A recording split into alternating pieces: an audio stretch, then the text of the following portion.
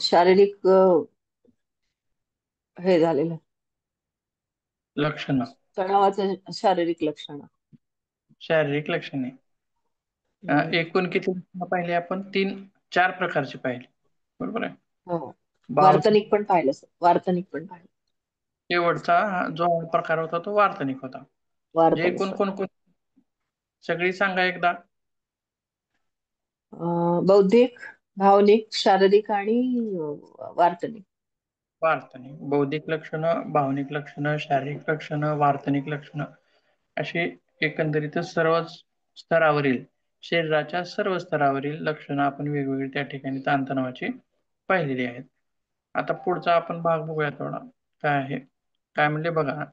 ज्याप्रमाणे तणावाचे वेगवेगळे प्रकार होते, त्याप्रमाणे तणावाच्या काही अवस्था सुद्धा आहेत. काय अवस्था सुद्धा आहेत? त्या काय आहेत अवस्था आपण बघूया.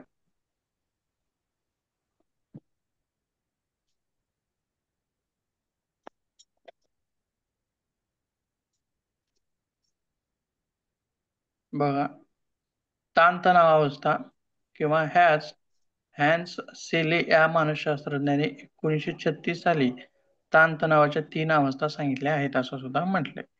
कोणकोणत्या आहेत मग त्या अवस्था? लक्षात ठेवायच्या किंवा लिहून घ्या. लिहिल्यानंतर परत लक्षात राहतं. एक आहे पहिली सावधान अवस्था, तिलाच अलाराम स्टेज असं म्हटलंय. दुसरी आहे प्रतिकार अवस्था, तिला रेजिस्टन्स स्टेज असं म्हणलंय. आणि तिसरी आहे संपल्याची अवस्था किंवा थकल्याची अवस्था असं नाव आहे त्याचं. आणि एक्झॉस्टिंग स्टेज असं या स्टेजचं नाव आहे. मग काय आहेत या नेमक्या अवस्था काय आहेत बघूया. पहिली जी अवस्था आहे सावधान स्टेज किंवा अलाराम स्टेज. आता बघा, म्हणजे नेमकं काय आहे ही अवस्था? तर समजा आपण साधं ताणतणावाचं आता बघा, वेगवेगळी लक्षणं आपण पाहिली आणि त्याच्यामध्ये सुद्धा लक्षणामध्ये काय पाहिलं? काही दीर्घकालीन तणावाची होती, काही अल्पकालीन तणावाची होती. वेगवेगळ्या प्रकारच्या तणावाची लक्षणं आपण काल पाहिलेली आहेत.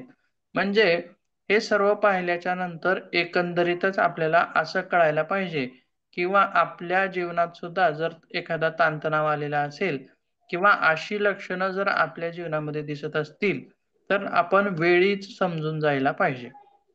बघा, अलार्म कशासाठी लावतो आपण? कशासाठी लावतो आपण? उठण्यासाठी वगैरे किंवा कुठलं आपल्याला जाग काम आहे येण्यासाठी. त्यावेळेसाठी. जाग येण्यासाठी. जाग येण्यासाठी, झोपेतून उठण्यासाठी किंवा झोपेतून जाग येण्यासाठी आपण की तो अलार्म लावत असतो. तो काय करतो? जागरूक करतो आपल्याला, की बाबा आता या वेळेला आपल्याला उठायचं आहे. पुढचं काम आहे आपल्याला. मग त्याचप्रमाणे अलार्म स्टेज जी आहे, ती सुद्धा आपल्याला जागरूक करणारी स्टेज आहे. आणि कशापासून जागरूक करणारी आहे? तर ताणतणावापासून जागरूक करणारी आहे. आणि आता हे जर समजा अशी जर लक्षणं आपल्या शरीरामध्ये दिसायला लागलेली आहेत, तर आपण आता या ठिकाणी वेळीच सावध झालं पाहिजे, सावधान झालं पाहिजे. जसं आपण झोपेतून उठतो अलार्म वाजल्यानंतर, तसंच आपण ही लक्षणं ओळखून वेळीच आपण सावध झालं पाहिजे. आणि त्या ताणतणावापासून आता या लक्षणांचा मेन सोर्स काय आहे? जी आपण लक्षणं पाहिली त्याचा सोर्स काय आहे? तर ताणतणाव आहे. म्हणजेच आपण समजलं पाहिजे की आपण ताणतणावाखाली चाललोय आणि गुंतत जाणार आहोत पुढे. पुढच्या ज्या अवस्था येणार आहेत वेगवेगळ्या, त्या कशा आहेत? किचकट होत जाणाऱ्या आहेत. म्हणजे वेळीच आपण पुढचा प्रवास ताणतणावाचा न करता त्याच ठिकाणी आपण त्या ताणतणावाला थांबवणं, त्याचं व्यवस्थापन करणं या ठिकाणी गरजेचं असतं. म्हणजेच या स्टेजला म्हणलेलं आहे अलार्म स्टेज. त्यासोबत हम्म. या स्टेजमध्ये मग काय काय क्रिया घडतात? कशा प्रतिक्रिया घडतात शरीरामध्ये? किंवा केमिकली काही रिस्पॉन्स कसे शरीरामध्ये घडतात ते पण आपल्याला बघायचं आहे. आपण सुरुवातीला फक्त एकदा वाचून घेऊया हे अ, अ, हम्म. सावधान अवस्थेमधला. त्यानंतर मी तुम्हाला एका इमेजद्वारे व्यवस्थित समजावून सांगतो. बघा काय काय म्हणलं याच्यामध्ये. बघा, एखादी तणावात्मक घटना, प्रसंग किंवा कारक घडल्यानंतर शरीराने दिलेला प्रथम प्रतिसाद या प्रक्रियेमध्ये घडत असतो. जसं की थोडक्यात आपण सापाचं उदाहरण दिलं बघा. आपण बसलेल्या ठिकाणीच आपल्या खोलीमध्ये आपण साप पाहिला किंवा आपण चालतोय, चलत जाताना वाटेमध्ये साप पाहिला असं सांगितलं. त्यासोबत जेव्हा तुम्हाला धोका वाटतो आता तेव्हा तुमचे शरीर ताण संप्रेरक सोडते, जसे की कॉर्टिसॉल असेल किंवा ॲड्रिनलाईन असेल, आणि ही जी आहेत ती शरीराला प्रतिसाद देण्यासाठी तयार करतात. आता बघा, श्वासोश्वास जलद होतो तुमच्या शरीराचा, बरोबर आहे. तो कशासाठी होतो? तर एक्स्ट्रा एनर्जी तुमच्या शरीराला लागणारी आहे आणि तुम्ही पळून जाणार आहात तिथून किंवा त्या सापाला मारणार आहात, त्यावेळी ती एक्स्ट्रा एनर्जी तुम्हाला गरजेची आहे पळून जाण्यासाठी किंवा त्याला मारण्यासाठी. म्हणजे असे वेगवेगळे बदल त्या ठिकाणी शरीरामध्ये होत असतात. मग यालाच लढा किंवा लढा किंवा उड्डाण, लढा किंवा पळा असं सुद्धा तिथं म्हटलं जातं. त्यालाच इंग्रजीमध्ये फाईट ऑर फ्लाईट प्रतिसाद असं सुद्धा या ठिकाणी याला म्हणतात. म्हणजेच बघा, साप दिसला तर दोन प्रतिक्रिया तुमच्यामध्ये निर्माण झाल्या. एक तर पळून जाण्याची किंवा दुसरी त्याला मारण्याची. म्हणजे एकतर फाईट करा किंवा पळून जावा अशी अवस्था या ठिकाणी निर्माण होते. त्यासोबत आणि शरीर त्या परिणामास सामोरे जाण्यासाठी सज्ज होते. त्यासोबत मग सज्ज कशा स्वरूपानं होतं शरीर? जसं की सिम्पॅथेटिक नर्वस सिस्टम ऍक्टिव्हेट होते. त्यासोबत मग पिट्युटरी ग्लॅंड सक्रिय होते आणि पिट्युटरी ग्लॅंडद्वारे ॲड्रिनोकॉर्टिकोट्रॉपिक ACTH हार्मोन सोडलं जातं. त्याचाच परिणाम ॲड्रिनल ग्लॅंडवरती होतो. म्हणजेच असं एकंदरीतच इथं सांगितलेलं आहे. आता एका इमेजमध्ये बघितल्यानंतर तुमच्या लक्षात येईल. बघूया आपण. ज्यावेळी आपण एखाद्या तणावाच्या अवस्थेत जातो, मग काय काय प्रतिक्रिया आपल्या शरीरामध्ये घडतात बघा, लक्षात येईल आता. किंवा यालाच सुरुवातीला आपण असं म्हणूया की HPA ऍक्सिस ऍक्टिव्हेट होतो. HPA ऍक्सिस ऍक्टिव्हेट होतो. म्हणजे हा HPA ऍक्सिस काय आहे बघा एकदा. एक एक गोष्टी आपण समजून घेऊया. याच्यामध्ये आपण पाहू शकतो. बघा, समजा एक उदाहरण आपण कॉमन ठेवूया, म्हणजे त्या उदाहरणाला धरून आपल्या शरीरात कशा क्रिया होतात, घडतात, किंवा शरीरामधले काय कोणते भाग सक्रिय होतात किंवा कुठले हार्मोन्स रिलीज होतात ते आपल्या लक्षात येईल. थोडक्यात आपण साप दिसणे किंवा आपल्या खोलीमध्ये साप दिसणे, हे एक उदाहरण आपण कॉमन ठेवूया, म्हणजे तिथं प्रतिक्रिया आपल्याला लक्षात येतील. बघा, ज्यावेळी हा साप दिसतो त्यावेळी आपल्या शरीरामध्ये HPA ऍक्सिस ऍक्टिव्हेट होतो किंवा ज्यावेळी आपण तणावाच्या अवस्थेमध्ये असतो. म्हणजे थोडक्यात आणखीन एक दुसरं उदाहरण मी दिलं की आपल्याला स्टेजवरती जाऊन बोलायचं आहे, अशा वेळी सुद्धा आपला HPA ऍक्सिस ऍक्टिव्हेट होतो. म्हणजे त्या परिस्थितीशी आपल्याला वरी जाऊन बोलायचं आहे, म्हणजे त्या परिस्थितीशी आपण वरून जाऊन बोलणं किंवा त्याच्यापासून पळून जाणं अशी आपली प्रतिक्रिया शरीर आपल्या शरीरामध्ये निर्माण करत असतं. मग आता HP ऍक्सिस काय आहे?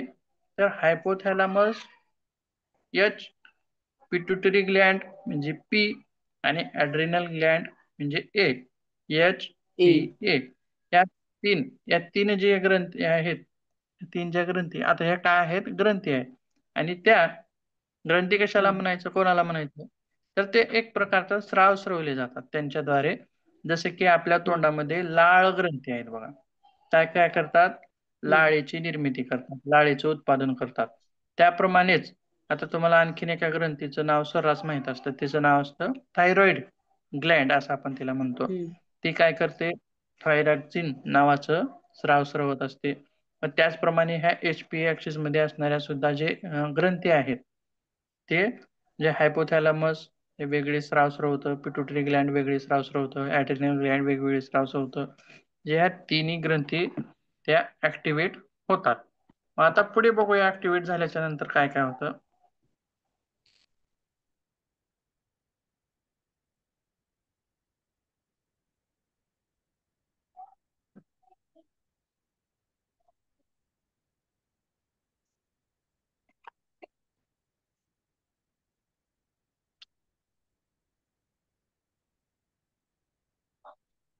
बघा,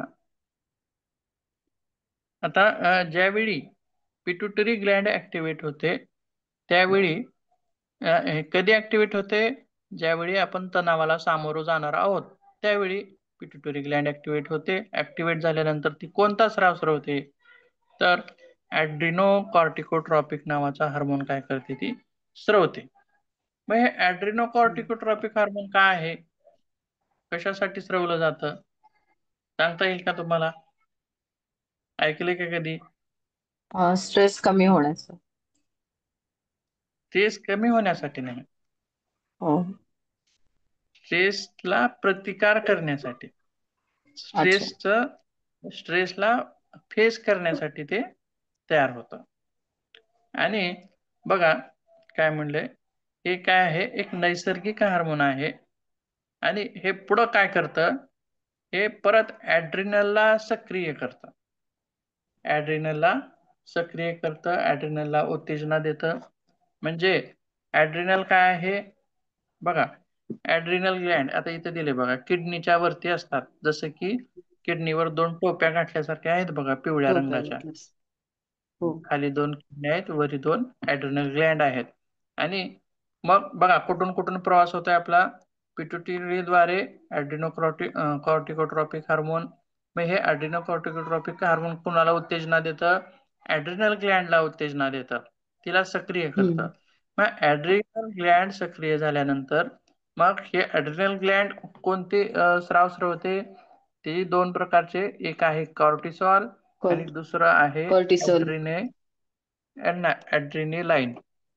ऍड हम्म. दोन्ही लिहून घ्या तुम्ही.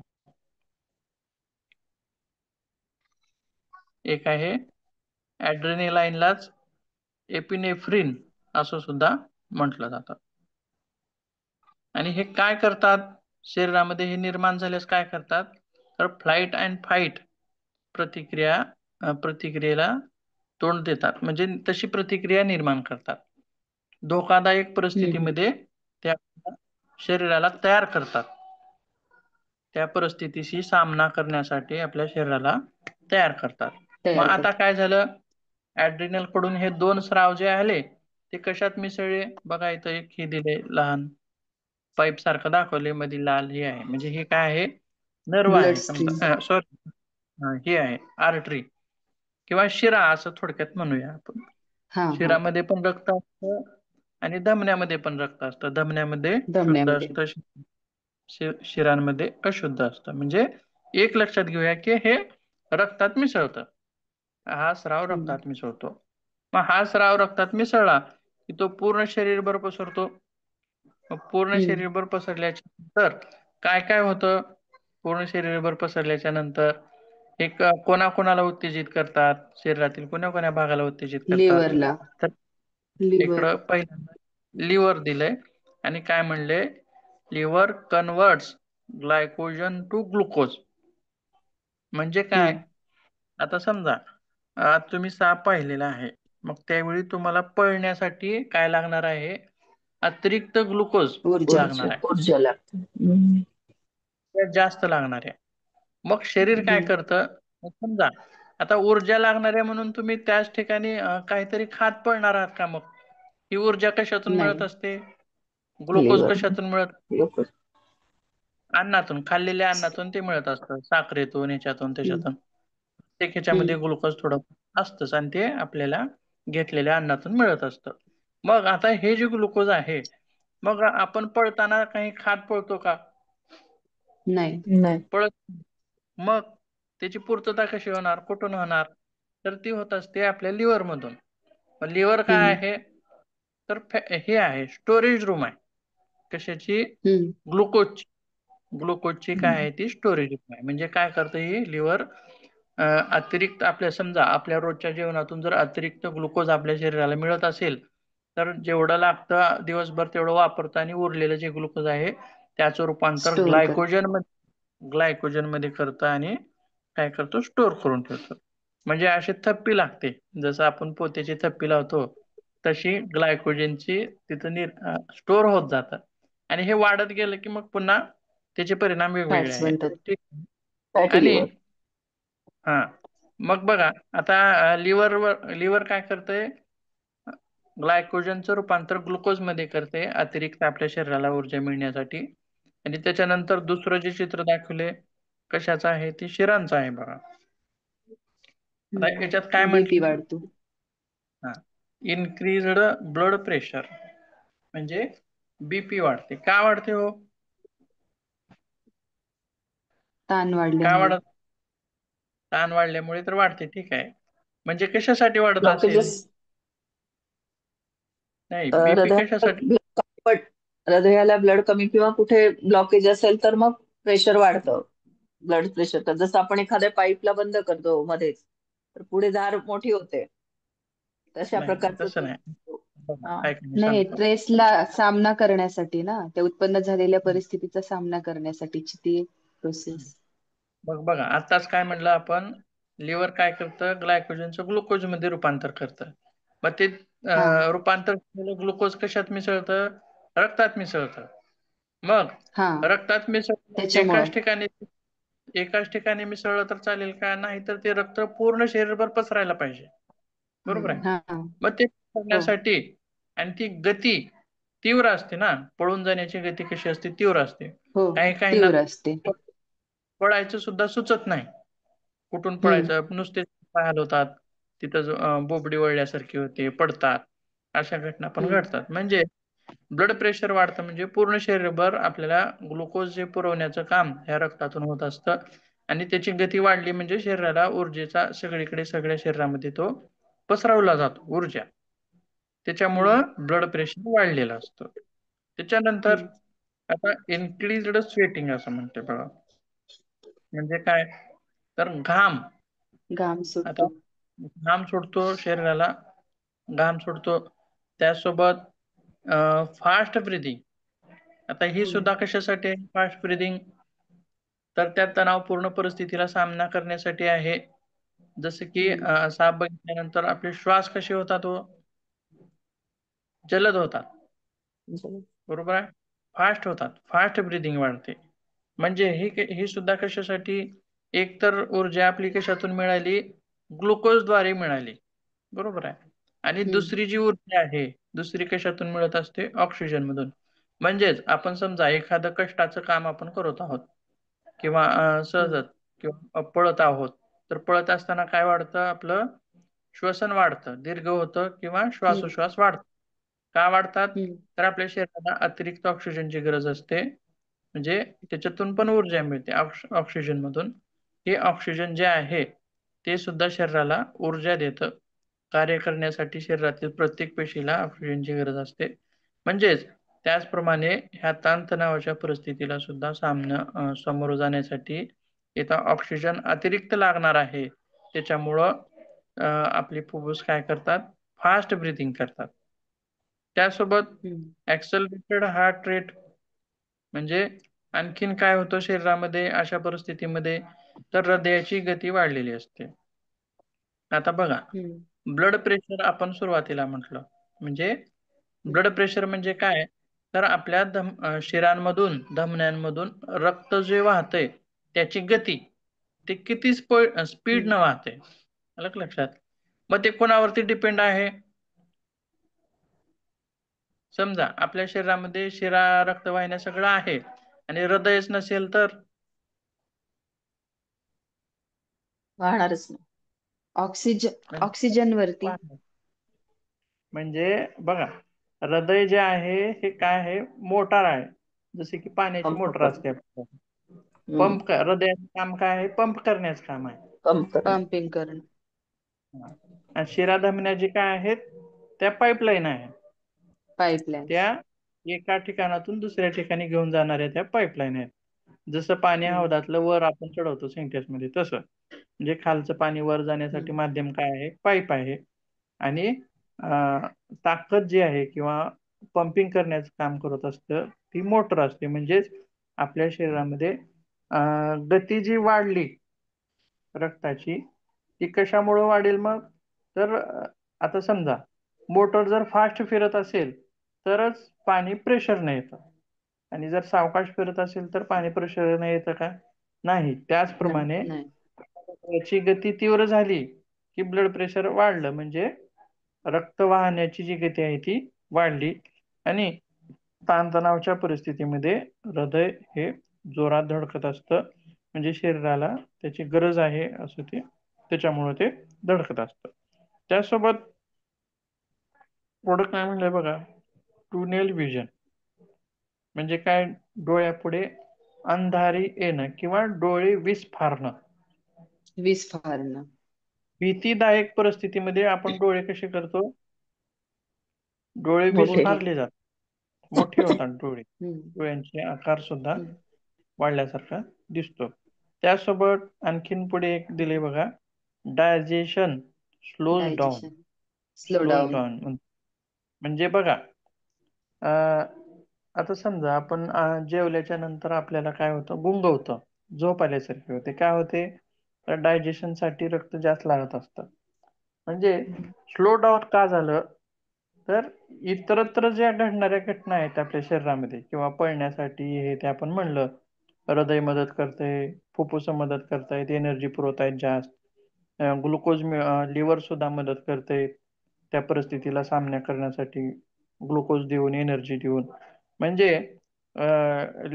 हे डायजेशन स्लो जे आहे म्हणजे काय होतं, तर त्याच्याकडचा रक्तप्रवाह त्यानं काय करतं, इतरत्र ठिकाणी दुसरीकडे. वापरला जातो. दुसरीकडे माझ्याकडे नका आताच राहू द्या म्हणतं, तर दुसरीकडे वापरा. जे इमर्जन्सी जिकडे आहे तिकडे जास्त प्रमाणामध्ये वापरलं जातं, त्याच्यामुळं डायजेशन काय होतं, स्लो होतं.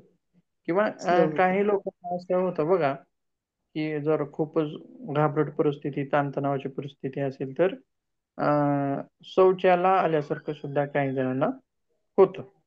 मल विसर्जनाची भावना सुद्धा त्यांच्यामध्ये होत असते.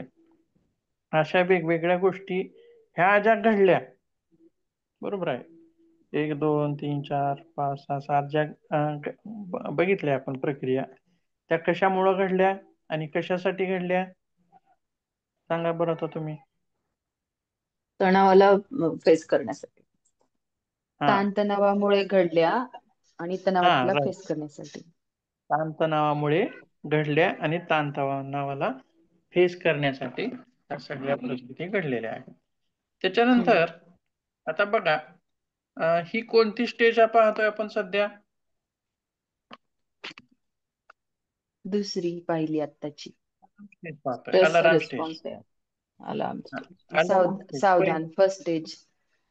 पहिली अवस्था पाहतोय. आता पहिल्या सावधान. अवस्थेमध्ये क्रिया घडत आहेत, सगळ्या क्रिया घडत आहेत. परंतु आणि जर त्या क्रिया नाहीच थांबल्या तर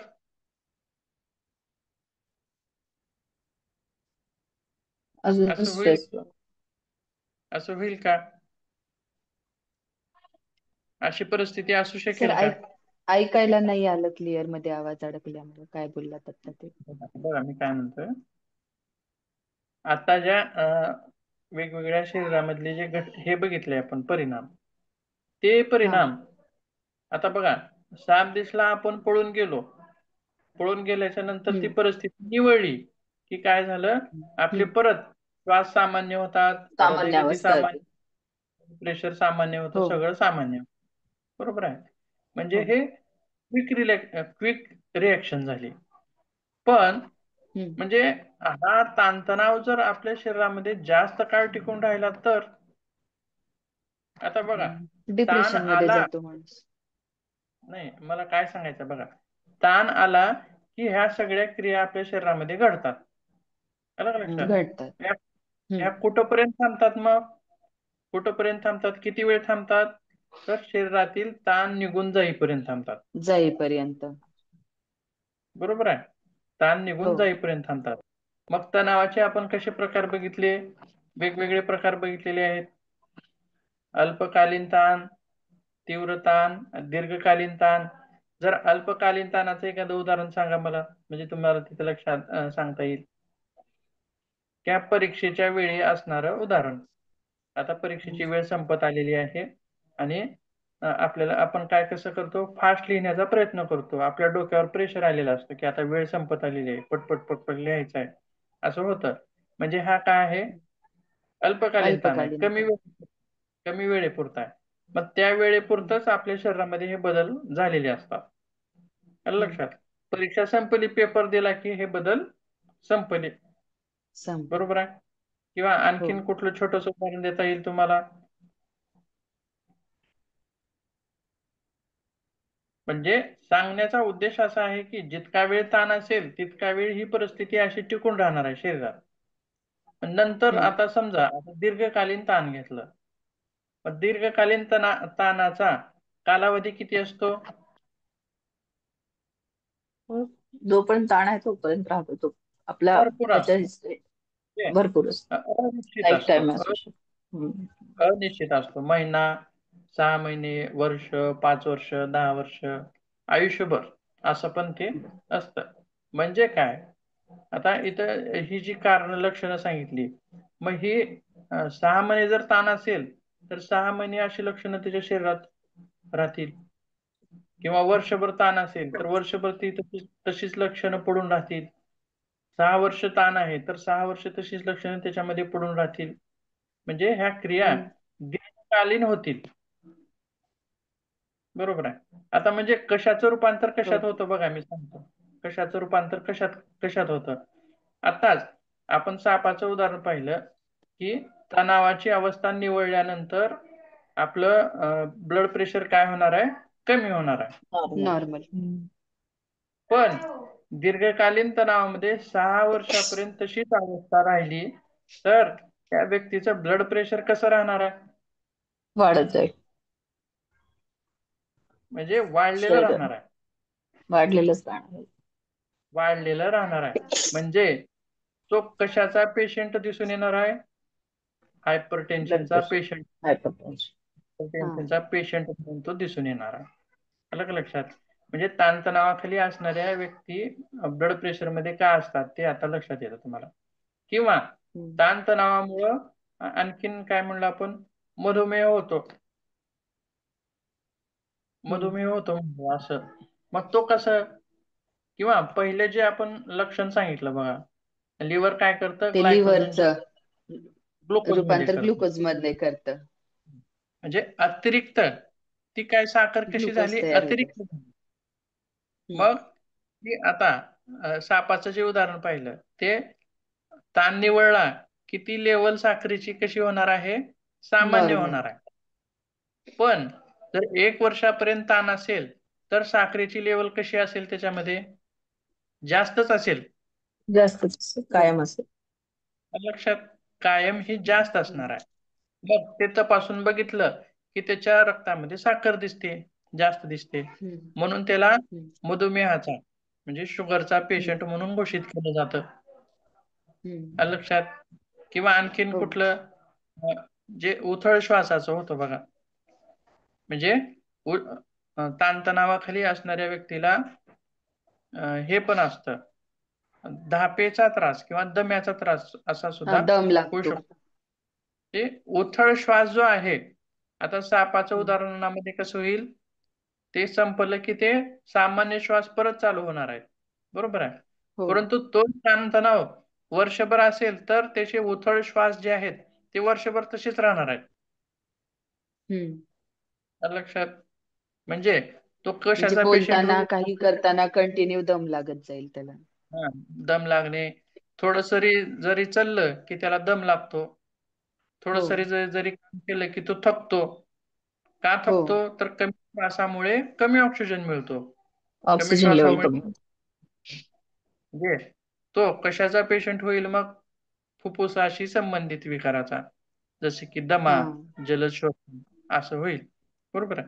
म्हणजे हम्म. अशी वेगवेगळी जी लक्षणं आहेत ती अल्पकालीन राहिली तर ठीक आहे, पण दीर्घकालीन राहिली तर मग ते वेगवेगळ्या आजाराला निमंत्रण देणारे त्या ठिकाणी आहेत. ठीक आहे, पुढे बघूया आणखीन.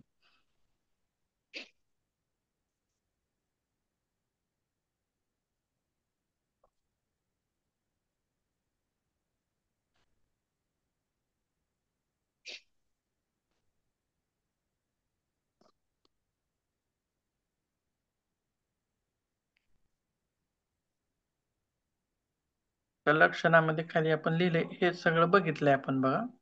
किंवा परत आणखीन एक इमेज बघूया आपण, त्याच्यात लक्षात येईल. म्हणजे त्याचे परिणाम कसे होतात आपल्या शरीरावर.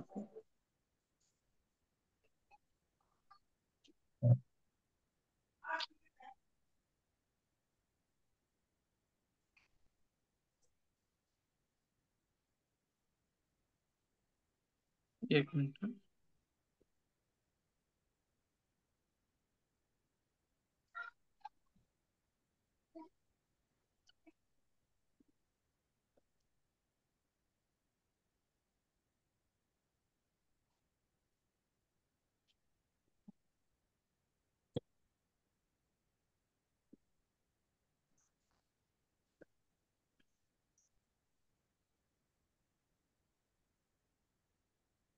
एकच मिनिट, ते सापडत नाही.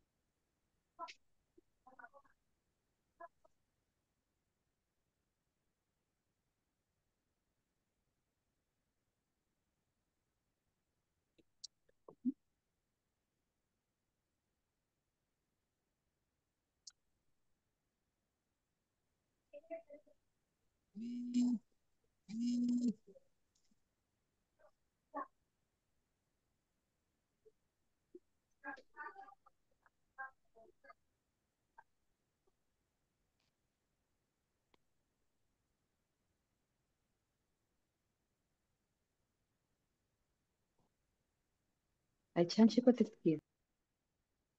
आवाज येतोय का? हो सर, येतो. ठीक आहे, ते उद्याच बघूया आपण, नाही तर ठीक. सापडत नाही.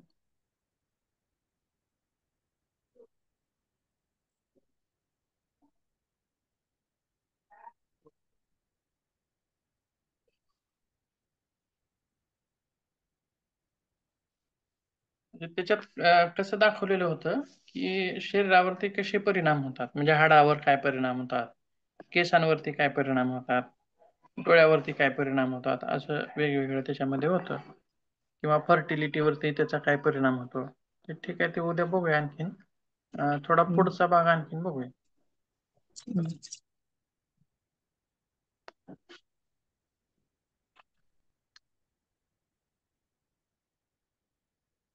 आता अलाराम स्टेजच्या नंतर दुसरी स्टेज कोणती आहे? Resistance stage. हा.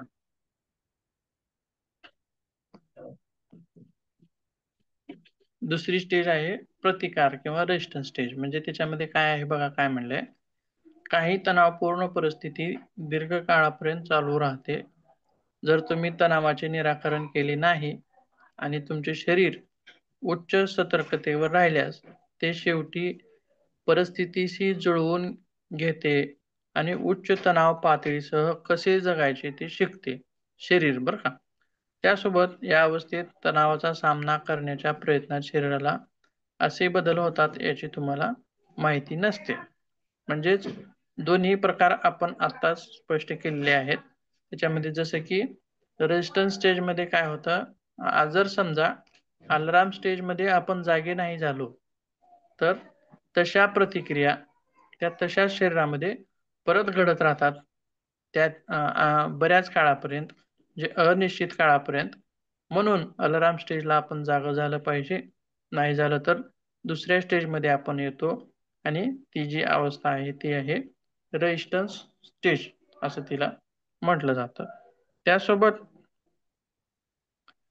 जर समजा रेजिस्टन्स स्टेज सुद्धा जर जास्त काळ चालू राहिली तर त्याच्यामुळे सुद्धा वेगवेगळी लक्षणं त्याच्यामध्ये आपल्याला दिसून येतात. पुढची एक अवस्था बघूया.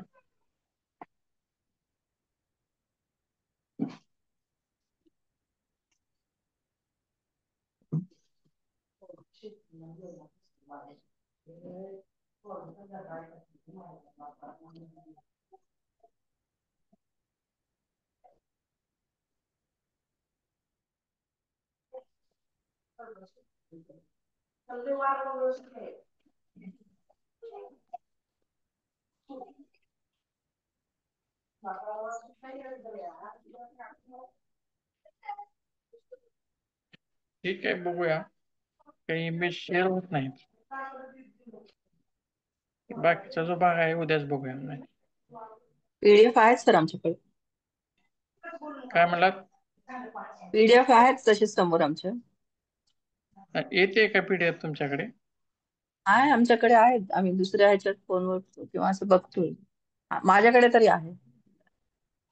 म्हणजे ह्याच ह्याच्या आहेत का वेगळ्या आहेत दुसऱ्या? याच हेच तुम्ही शिकवताय तेच आहे. आहेत का? बरं बरं, ठीक आहे, चालेल. ठीक आहे, बघूया बाकीचा भाग टाकलेलं उद्या. ग्रुप चालेल.